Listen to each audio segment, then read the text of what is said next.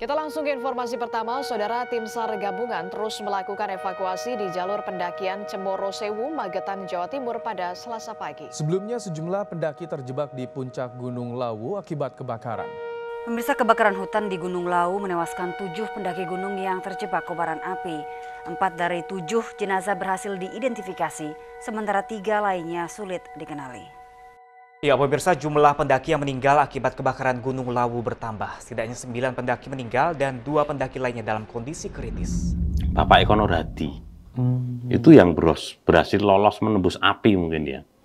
Tapi saat aku ketemu dengan beliau, itu udah mungkin parah ya. Kondisinya udah mungkin udah kebakar semua. Iya, 90% lah mungkin. Jadi mulai dari kuku ini udah lepas semua, muka terus tangannya udah melepuh semua gitu. Yang 9 tiba-tiba udah meninggalkan turun terlebih dahulu kan gitu. Dan turunnya pun lewat Cemoro Sewu, dan dari 9 itu 3 menjadi korban gitu. Yang 6 bisa lolos. Tapi kalau yang 6 itu menurut statement mereka, itu aku sempat nanyain kan di basecamp Cemoro Sewu. Ya mereka sempat kejar-kejaran dengan api gitu loh. Cuma dari 6 yang lolos ini, mereka nggak tahu kalau 3 temannya menjadi salah satu korban dari api itu, mereka nggak ngeh gitu loh.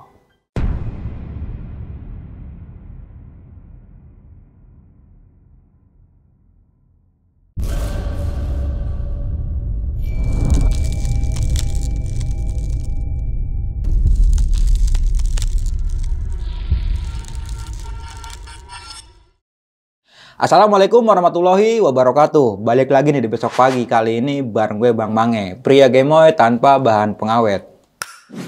Masih inget nggak nih sama tragedi Gunung Lawu di tahun 2015? Ya, ini kebakaran Gunung Lawu. Dan di kebakaran tersebut memakan kurang lebihnya 9 orang korban jiwa nih.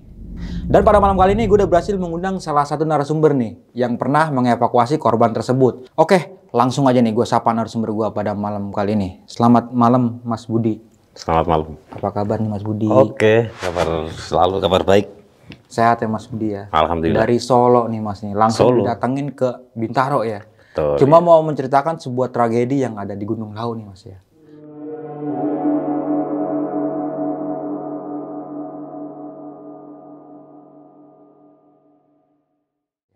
Nah, Ya, sebelum kita menceritakan lebih dalam lagi nih Mas tentang kejadian tersebut, boleh nggak sih Mas kita perkenalkan diri dulu nih? Siapa Mas Budi yang sebenarnya ini gitu? Ya, yang sebenarnya. Iya. Oke, perkenalkan, saya Mas Budi. Saya sebagai volunteer di Gunung Lawu, khususnya jalur Cemoro Kandang. Oke. Bisa disebut volunteer Mas ya? Atau ranger Ya, atau volunteer atau relawan sejenis juga itulah, boleh relawan lah, ya? gitu, ya.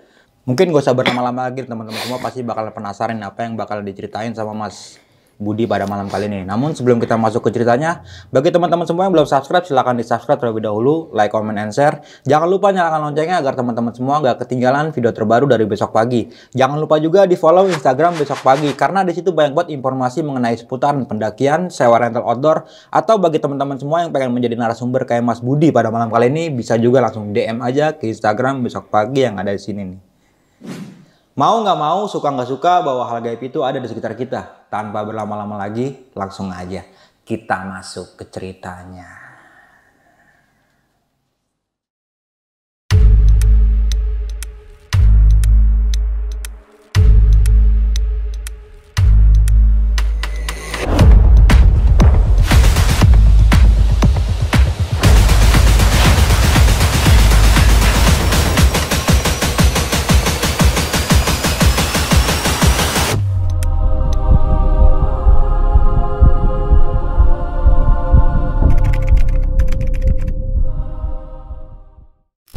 Pemirsa, kebakaran hutan di Gunung Lawu menewaskan 7 pendaki gunung yang terjebak kobaran api. 4 dari 7 jenazah berhasil diidentifikasi, sementara 3 lainnya sulit dikenali.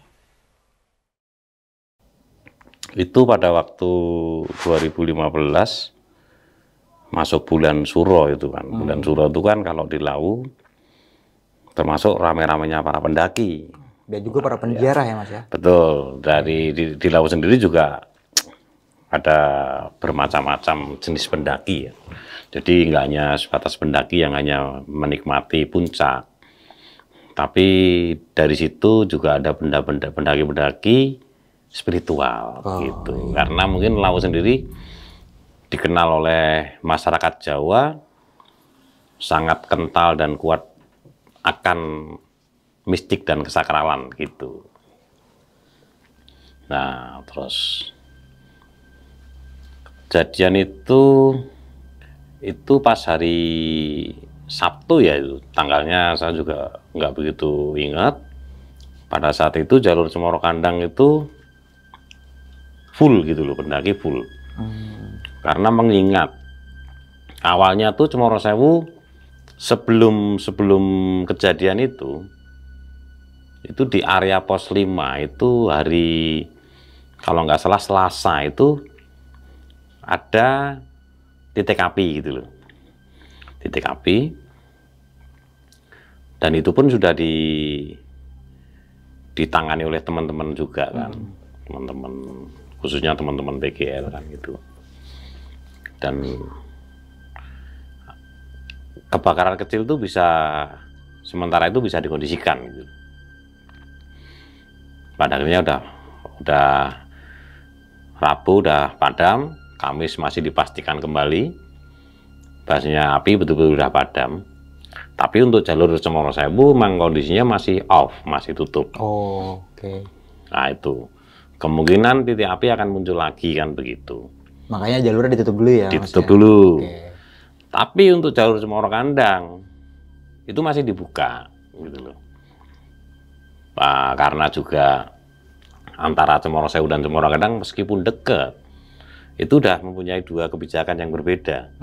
Karena udah berbeda provinsi kan gitu. Oke, beda daerah lah ya. Beda daerah. Cemoro Kandang masuk area Jawa Tengah, Cemoro Sewu masuk wilayah Jawa Timur. Nah, seperti itu.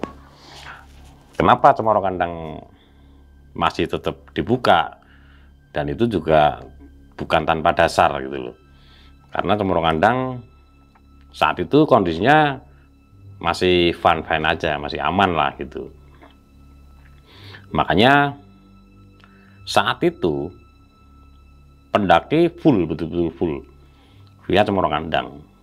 Jadi yang tadinya mau via Sewu karena nggak Sewu bisa, ditutup, ya harus Oke, tetap lari ke akhirnya- Cemoro Kandang kan gitu. Dan itu saat itu orang lebih sekitar 1000 lebih lah, Pendaki. 1000 up, dan saya yang ngurusin, yang meregis semua pendaki itu. Selain meregis, kita juga sebelumnya udah memberikan edukasi dan peringatan sih ya sebetulnya. Kalau untuk naik turun harus via sini gitu. Nggak boleh ngelintas lah gitu Mas. Nggak boleh melintas saat itu. Banyak pendaki yang mempertanyakan kenapa Mas? Ya karena selain satu jalur Cemoro Sewu ditutup, yang kedua kemarin itu baru beberapa hari itu ada titik api gitu. Jadi sangat-sangat rawan gitu. Nah itu sudah semua pendaki udah kita kasih dalam arti udah kita kasih warning sebetulnya ya. Cuma pada hari minggunya itu saat saya lagi stay di base camp, ada teman Cemoro Sewu datang ke Cemoro Kandang. Itu Mas Hendrik namanya. Datang terus langsung cerita ke aku gitu loh. Kalau Om Hendrik memanggilnya kan, Bi, ada kejadian apa kan gitu. Pendaki terbakar, loh. Kaget aku. Yaudah, kita langsung meluncur ke sana gitu. Aku ke sana, langsung ke Cemoro Sewu aku. Dan aku tuh masih nemuin salah satu korban gitu loh. Atas nama Bapak Eko Nurhadi. Itu yang berhasil lolos menembus api mungkin ya. Tapi saat aku ketemu dengan beliau, itu udah mungkin parah ya. Kondisinya udah mungkin Udah kebakar semua begitu. iya 90% lah mungkin. Jadi mulai dari kuku ini udah lepas semua, muka terus tangannya udah melepuh semua gitu. Seperti itu kejadian pertama. Terus aku juga nggak bisa berkata-kata banyak dengan beliau, cuma beliau hanya menyampaikan beberapa kata itu bahwasanya keluarga saya masih di belakang, entah nasibnya seperti apa, seperti itu. Segera langsung yang terpikir bagaimana bapak ini segera mendapatkan pertolongan gitu loh. Kita langsung saat itu kita langsung cepat berkoordinasi sama pihak-pihak, terus akhirnya ambulans segera datang. Bapak Eko Nurhadi itu segera kita evakuasi. Kita bawa ke saat itu yang terdekat ke RSUD Plausan. Itu menjadi opsi lah. Karena itu terdekat, ya udah kita bawa. Terus kita juga saat itu belum tahu bakal terjadi korban sebanyak itu gitu loh, kita nggak tahu. Cuma tadi Pak Eko Nurhadi sempat sedikit mengatakan bahwasanya keluarganya masih di belakang, seperti itu. Sedangkan posisi saat itu kita juga berpikir bahwasanya api masih sangat besar. Bagaimana kita untuk melakukan penyisiran itu juga masih kemungkinan kecil. Jadi kita menunggu waktu, menunggu timing yang tepat kan gitu. Selain itu aku saat itu juga langsung calling sama teman-teman relawan yang lain kan. Kita koordinasi, terus semua pada berkumpul. Terus kita buat strategi lah untuk proses evaknya kan gitu. Meskipun jadi itu kejadian itu hari Minggu kan, hari Minggu. Itu kita dan laporan tuh sebenarnya udah siang sih ya. Cuma proses itu nggak bisa langsung hari itu selesai. Kita juga belum tahu korban tuh sampai berapa kan gitu. Belum bisa kita pastikan gitu. Akhirnya saat itu tim juga kita luncurkan tapi penuh dengan kehati-hatian karena api masih sangat besar gitu loh. Dan asap juga masih sangat mengganggu pernapasan, mengganggu pandangan kan gitu. Nah itu hari Minggu tuh bisa kita evakuasi berapa gitu ya. Terus kita lanjut besoknya hari Senin. Hari Senin kita pastikan api juga udah mulai berkurang. Kita luncurkan tim, banyak itu yang terlibat juga kan teman-teman. Informasi pertama, Saudara, tim SAR gabungan terus melakukan evakuasi di jalur pendakian Cemoro Sewu, Magetan, Jawa Timur pada Selasa pagi. Sebelumnya sejumlah pendaki terjebak di puncak Gunung Lawu akibat kebakaran.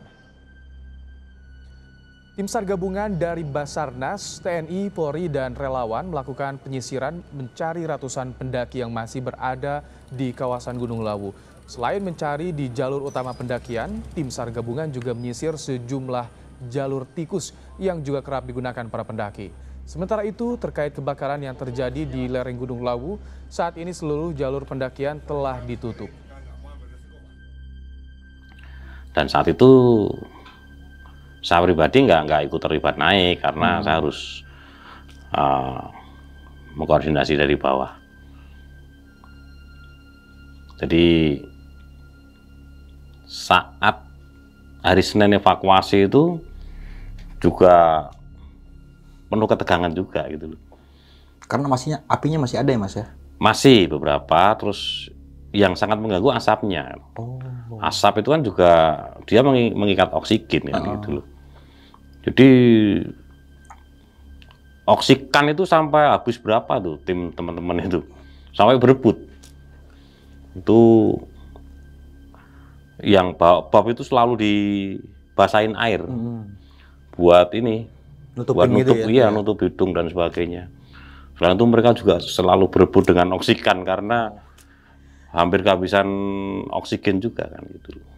Dan di sisi lain juga masih rawan sih, apalagi di pos 2 itu kan ada tebing itu kan di depan pos 2 itu. Itu masih banyak batu yang berjatuhan gitu loh. Wah, itu sangat berbahaya sekali gitu loh. Nah, makanya tim menolong juga saat itu memang yang terjun memang salut semua sih. Mereka mempunyai tekad niat dengan kondisi yang mungkin menurut saya sangat ekstrim gitu loh. Mungkin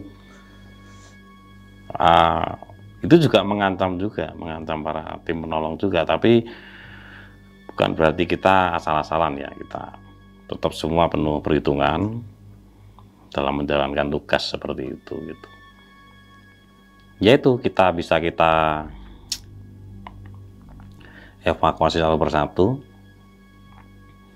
terus terakhir proses evakuasi itu pada hari Selasa siang. Nah, Selasa siang ini api udah mulai reda semua mungkin, Mas? Sebenarnya ada beberapa titik yang masih nyala gitu.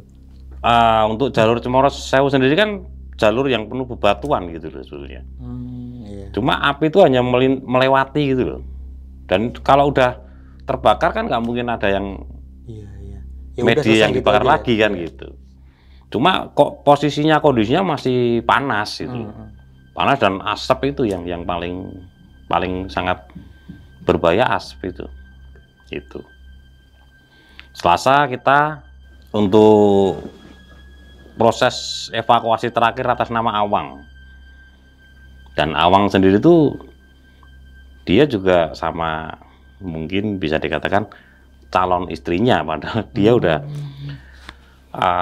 dalam waktu gitu ya? dekat ya, dalam waktu dekat mereka akan melakukan pernikahan. Tapi takdir berkata lain ya, seperti itu. Itu korban terakhir Awang sampai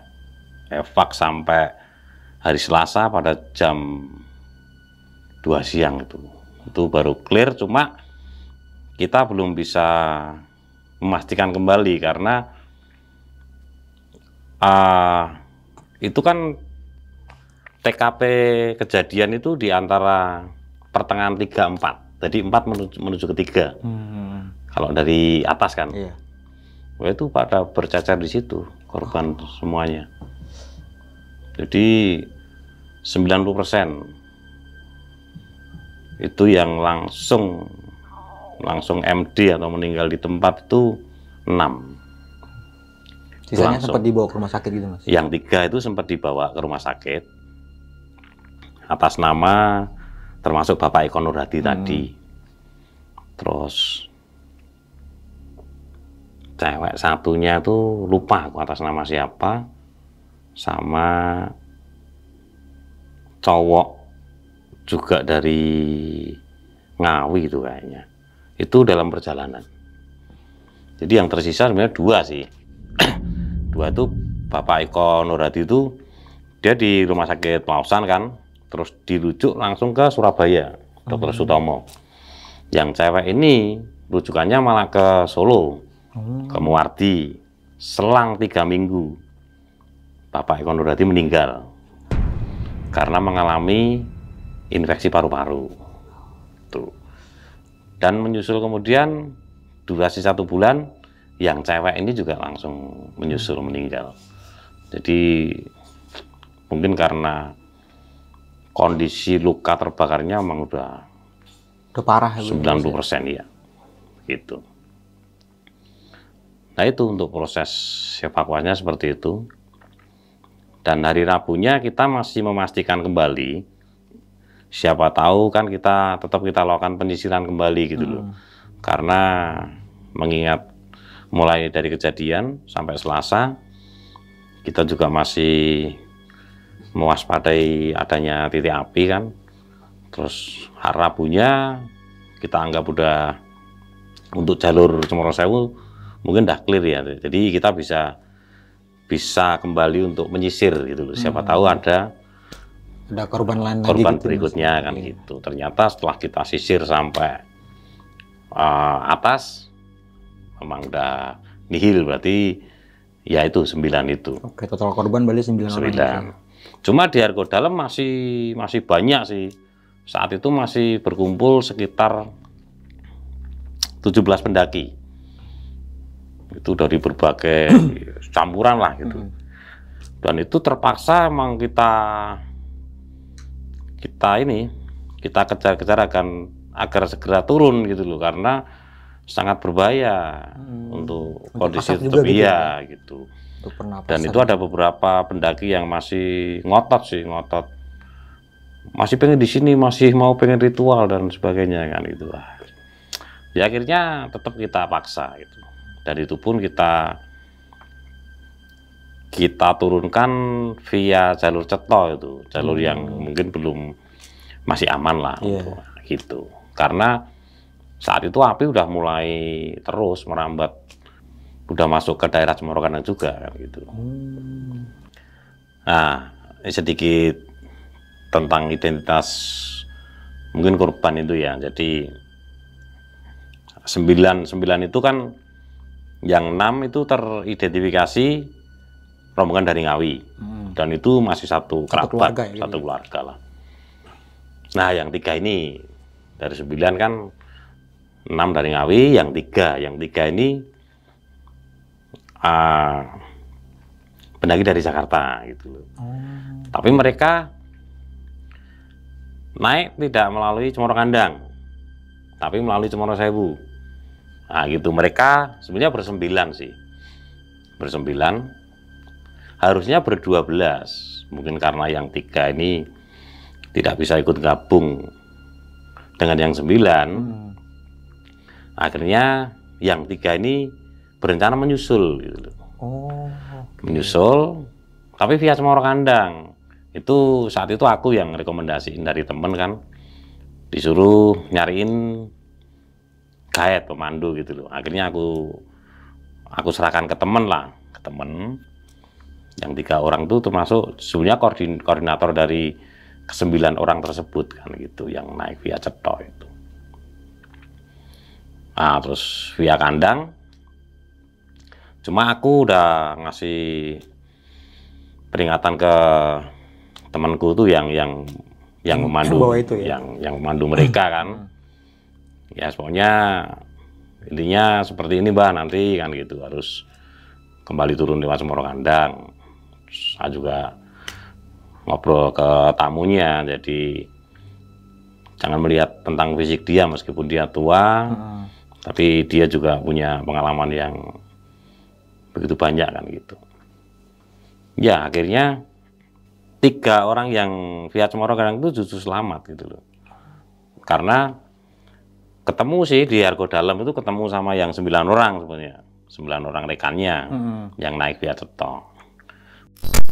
Sebelum lanjut ke cerita, untuk kalian yang ingin menjadi narasumber di Besok Pagi dan mempunyai cerita horor dalam pendakian, kalian bisa kirim cerita kalian ke Instagram official besokpagi.idv atau melalui email besokpagi.ch@gmail.com. Nah, mereka berkumpul ketemu di Mbok Yem. Mungkin karena yang 9 ini mereka udah melakukan summit duluan ya. Terus yang 3 ini belum.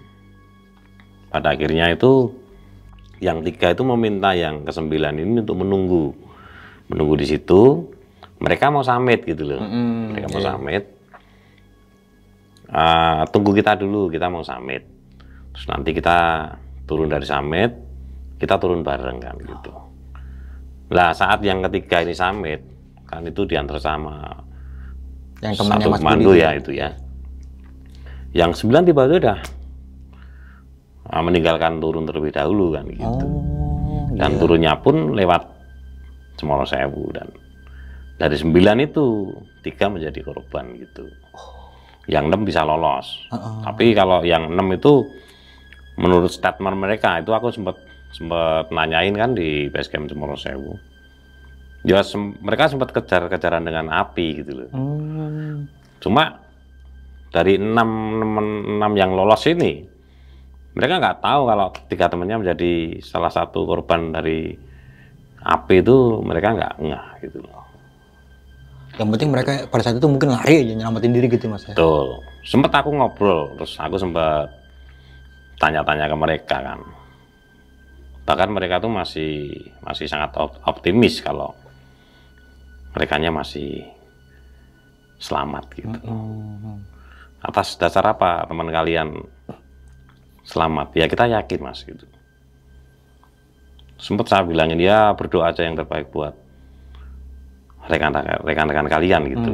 Meskipun sebelumnya saat itu aku udah mengantongi data korban, termasuk sebetulnya dari ketiga rekan mereka menjadi korban tersebut semuanya, gitu ya. Iya. Oke. Seperti itu. Berarti yang 3 orang ke puncak ini ditinggal turun duluan sama si Iya, justru yang ketiga itu akhirnya turun via Cemoro Kandang. Aman dan itu? Aman. Nggak ketemu api apa gimana Mas? Waduh, oke. Aman tuh, cuma ketiganya juga mengalami shock ya karena mendapat kabar bahwasanya ketiga rekannya menjadi korban dengan kejadian kebakaran itu gitu. Dia sempat nangis-nangis shock gitu. Dan itu pendaki dari Jakarta mungkin Mas? Dari Jakarta. Ya. Jakartanya mana kurang begitu ini sih dari Jakarta gitu. Jakartanya mungkin Solo kali Mas. Ketiga korban itu kan sebenarnya aku udah mengantongi data mereka gitu loh. Tapi aku nggak bisa bicara langsung dengan ke-6 rekannya gitu loh. Karena mereka masih sangat yakin bahwasanya teman mereka itu masih mereka masih selamat gitu loh. Sempat aku tanya kenapa yakin gitu loh. Karena kita tahu skill mereka Mas gitu loh. Apalagi yang namanya Ajis itu kata ke-6 rekannya itu Ajis itu mempunyai fisik yang bagus gitu loh. Katanya seperti itu. Ya berdoa aja yang terbaik buat teman-teman Anda, tak gituin. Terus mereka masih otomatis masih menunggu ya, karena mereka masih yakin teman-teman mereka ketiga itu yakin selamat. Dan mereka menunggu dan temennya nggak juga turun gitu loh. Akhirnya aku samperin kembali. Bagaimana? Teman kalian yang 3 udah turun? Belum Mas gitu. Dan itu pun aku nggak langsung bicara ke mereka ya. Bahasanya teman kalian menjadi korban, enggak.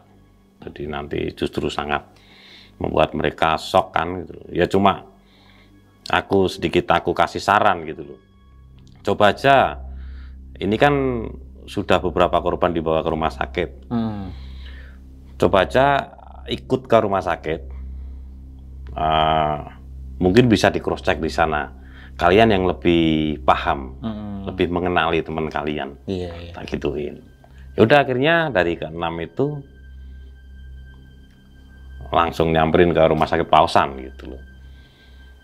Dan aku yakin kalau mereka menemukan ketiga rekannya gitu. Dalam keadaan udah meninggal dunia. Meninggal gitu. Karena aku udah ada datanya kok. Gitu loh. Tapi mereka kan masih belum yakin kalau teman mereka, dan mereka masih sangat optimis bahwasanya teman mereka selamat gitu. Dan aja pas mereka ngeliat rumah sakit udah meninggal. Ya udah, ya jelas itu kan. Iya. Cuma kan mungkin Mas Budi nggak mau langsung ngomong gitu. Aku nggak mau langsung menyampaikan di situ. Jadi biar mereka melihat sendirilah gitu. Gitu. Mereka yang ya tak kasih saran coba ke rumah sakit, terus dipastikan bahwasanya di antara korban itu ada rekan kalian nggak, siapa tahu karena kalian yang lebih mengenali gitu. Oke nih Mas Budi nih, thank you banget nih udah mau berbagi sebuah pengalaman yang kita nggak habis pikir lagi Mas, karena emang ini bencana alam mungkin Mas.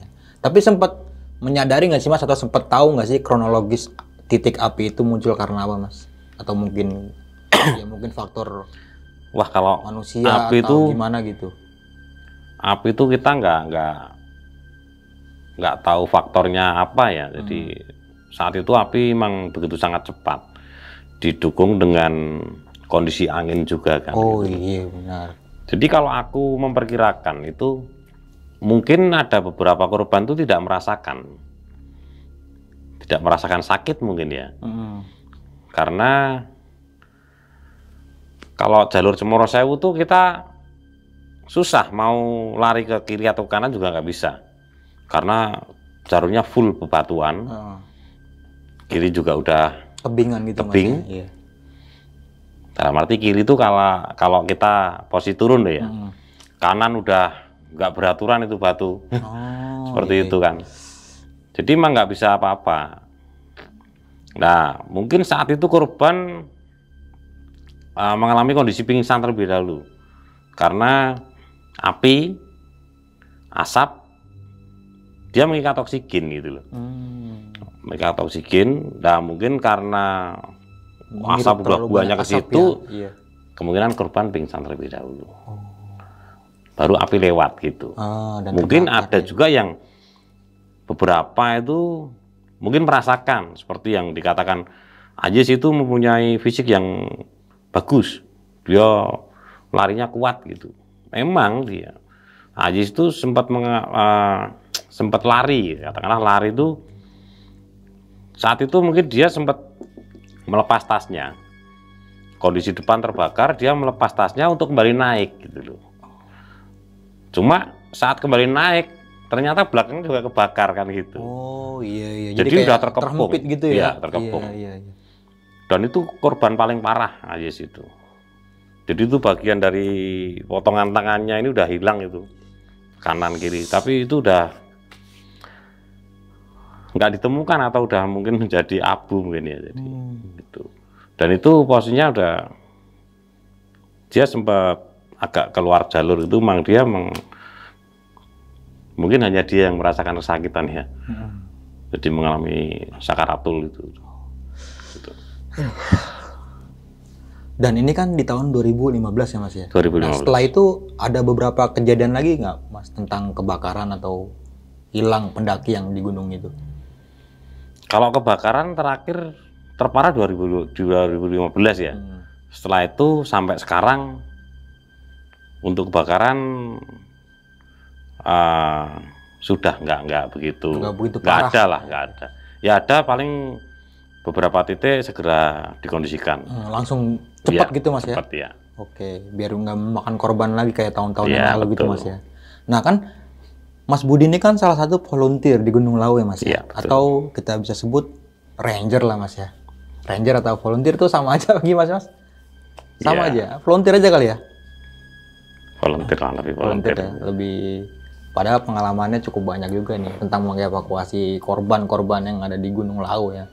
Nggak beberapa kali Mas ya? Nggak 1-2 kali itu maksudnya sempat mengevakuasi korban gitu, yang hilang, yang gimana gitu? Mungkin lupa.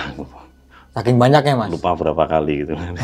Saking banyak ya. Dari tahun berapa Mas? Kalau boleh tahu Mas itu jadi volunteer di Gunung Lawu itu? Ya, kalau aku eksis sejak AGL ya, sejak AGL berdiri. Itu tahun 97. 97 ya. Sampai sekarang. Sampai Mas? sekarang. Sekarang umur berapa nih Mas? Sampai umur masih muda sih. Umur masih muda, tapi tetap masih ikut terjun langsung Mas kalau ada bencana. Masih sampai sekarang masih eksis. Oke, nah teman-teman semua kalau emang pengen ketemu sama Mas Budi nih, stay-nya di base camp mana Mas? Cemoro Kandang. Cemoro Kandang ya, pasti ada Mas Sugi nih. Mas Sugi. Pasti ada Mas Budi nih ya di Cemoro Kandang ya? Iya. Oke.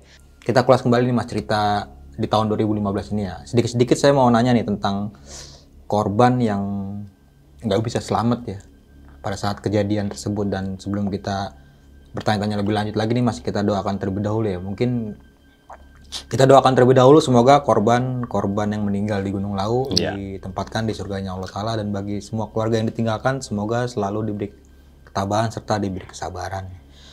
Pada saat kejadian Mas Budi stay di base camp Mas? Stay.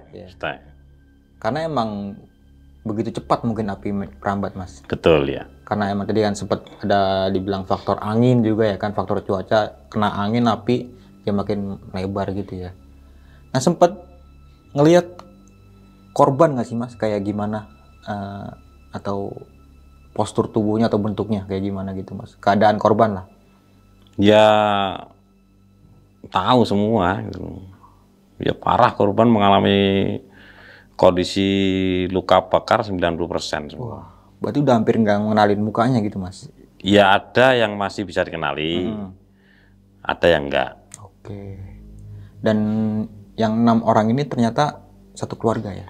Satu Keluarga gitu. Mungkin tadi sempat bilang ada yang pengen menikah ya, Ya. di tahun berikutnya mungkin Mas ya, dan ternyata nasib berkata lain ya. Ya. Harus pulang dengan cara yang seperti itu ya Mas ya. Mungkin dari panggilan hati nurani ya, untuk rescue atau Iya, betul. jadi apa sih namanya kayak gitu ya, Relawan. ya Mas ya. Itu Iya. dari hati Mas, Ya, yang jelas dari hati. dari gitu. hati ya, walaupun nggak ada gaji lah ya secara Nggak nggak langsung, ada, iya. finansial lah ya, jangan gaji Nggak, finansial gitu Betul, Mas ya. enggak. Kan kayak misalkan dari beberapa peraturan, misalkan ada orang hilang itu total pencarian itu selama 7 hari Mas ya. Setelah 7 hari Secara SOP ya. secara SOP 7 SOP hari, ya. 7 hari. Biasanya masih ada penambahan 3 hari ke depan. Gitu. 10 hari lah ya. 10 hari. Paling mantep banget itu ya. Gitu ya. Kalau emangnya 10 hari nggak ketemu, nah itu tergantung pihak keluarga apa gimana tuh Mas? Kalau mau Mungkin bisa, menambah bisa. lagi gitu. Bisa tergantung pihak keluarga. Kadang pihak keluarga memberikan support mungkin ya. Support dalam arti mereka menyuplai logistik atau seperti apa Iya, gitu. iya. Dan orang-orang yang di lapangan itu bekerja sesuai hati nurani berarti Mas. Iya, betul. Keren banget sih ini. Semenjak jadi volunteer di Gunung Lawu nih, punya kenangan yang nggak ngenakan nggak sih, atau cerita yang nggak enakin ya tentang jadi volunteer kayak gitu Mas? Atau mungkin mengevakuasi korban atau gimana gitu? Punya cerita yang nggak ngenakin nggak nih Mas? Apa ya? Banyak sih suka duka jadi. Oh iya, suka dukanya ya. Jadi tapi banyak sukanya gitu. Lebih banyak sukanya daripada dukanya Mas ya? Suka. Oke. Kasih satu contoh nih Mas, dukanya dulu. Ya dukanya itu kalau misal evakuasi mungkin dengan minim personil ya gitu. Mungkin kita gendong atau kita tandu. Itu kan juga butuh apa ya, butuh tenaga yang full kan gitu Iya. loh. Dan itu nggak mudah untuk melakukan itu, nggak semua orang mampu gitu loh. Iya. Karena kita harus melalui jalur-jalur terjal kan gitu loh. Kadang dengan membawa diri sendiri aja udah Susah ya? susah ya, apalagi dengan membawa korban seperti itu. Tapi ya memang harus kita lakukan gitu loh. Apalagi saya beberapa kali sih gendong korban itu, berapa kali juga. Dalam keadaan masih ada nyawanya? Masih. Oh masih. Kalau digendong berarti masih hidup kan gitu loh. Oh, iya. Kalau udah meninggal, Gotong ya?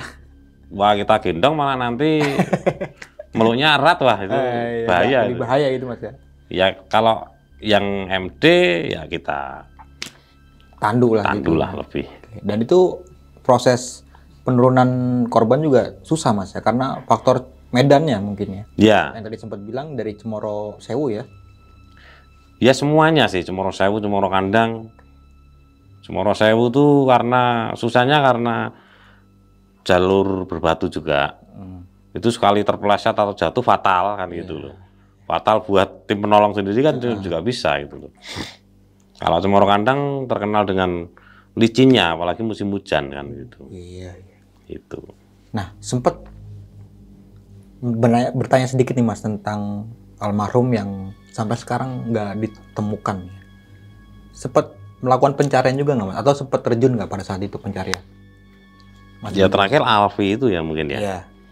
Alfi masih, meskipun secara SOP itu 7-10 hari kan itu. Tapi kita masih berinisiatif ya, berinisiatif.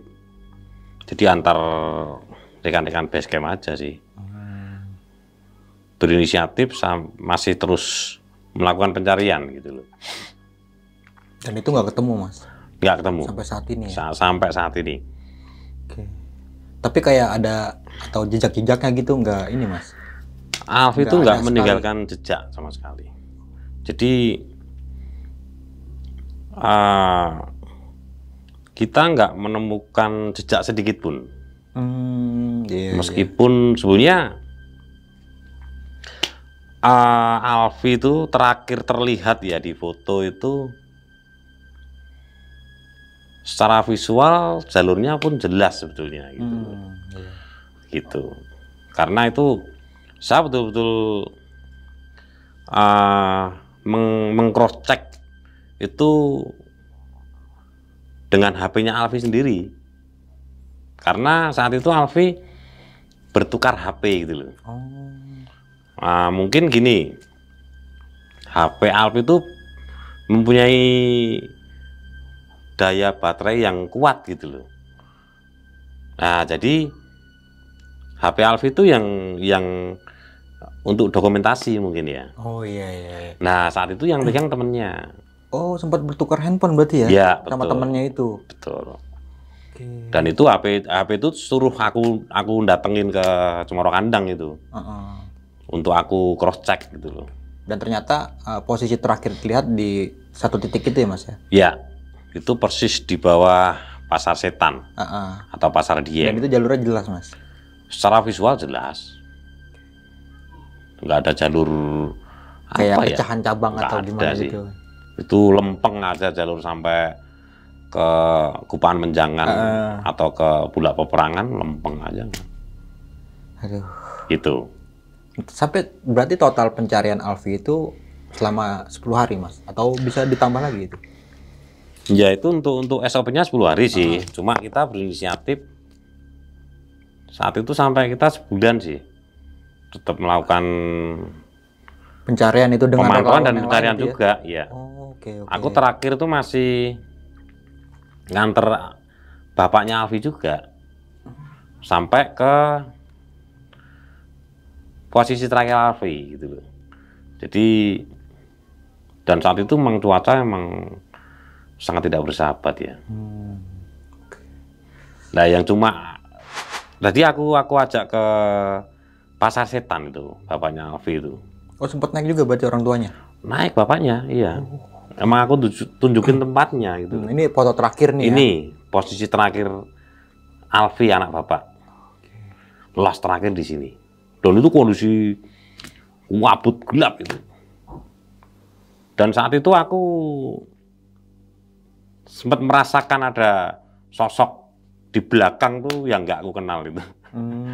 Sempat ada teror mistisnya berarti sedikit, Mas? Iya, ada yang kita kan sempat berkumpul tuh di Pasar Setan itu saat kondisi emang kabut angin kan kenceng gitu. Ada salah satu temanku tuh yang sampai telanjang gitu.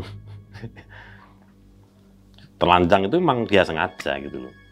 Untuk mungkin dia berkomunikasi dengan gaib di situ gitu lah. Dia harus telanjang. Tapi itu ya hanya dia yang tahu. Kalau aku hal-hal semacam itu kan nggak begitu paham gitu loh. Ada pakarnya masing-masing ya, Mas? Iya, cuma aku melihat sosok di sisi belakang kiri itu sangat jelas itu. Jadi tinggi besar gitu. Cuma pakai ponco gitu loh. Gitu. Cuma sempat ngelirik aja aku. Iya. Itu siapa? Tadi rombongannya kayaknya nggak ada kok tiba-tiba berdiri di situ kan gitu. Dengan aja. postur tubuh yang tinggi. Iya, tinggi besar. Kalau menurut Mas Budi, makhluk ini manusia atau bukan nih, Mas?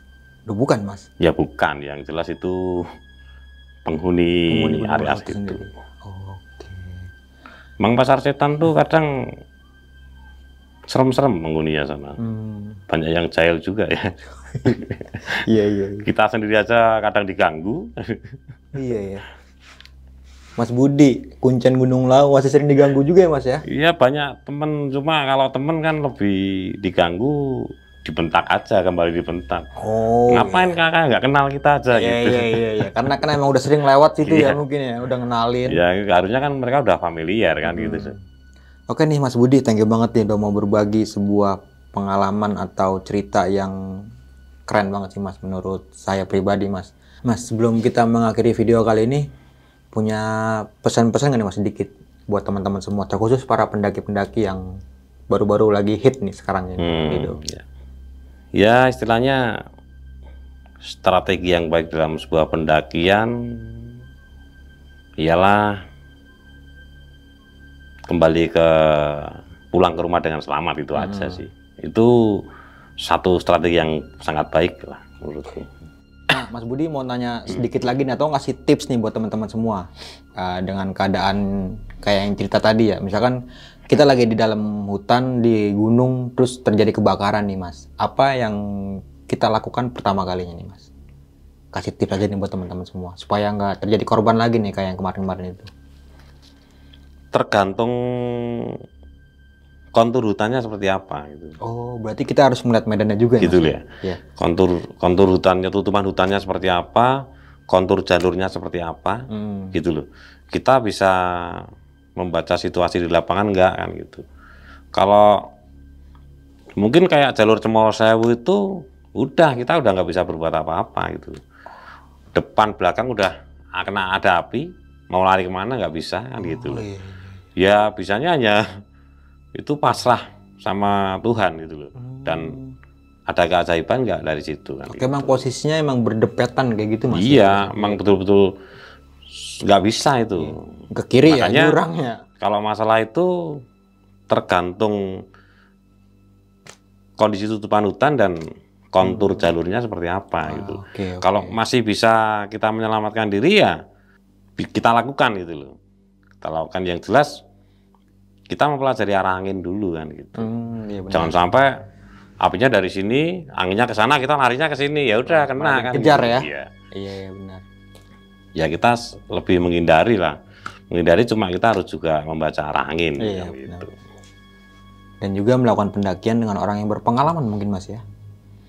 Ya itu pasti ya. Serta safety dalam melakukan pendakian Mas tentunya nih. Oke, mungkin itu jadi dari gua Bang Mange dan juga Mas Budi nih.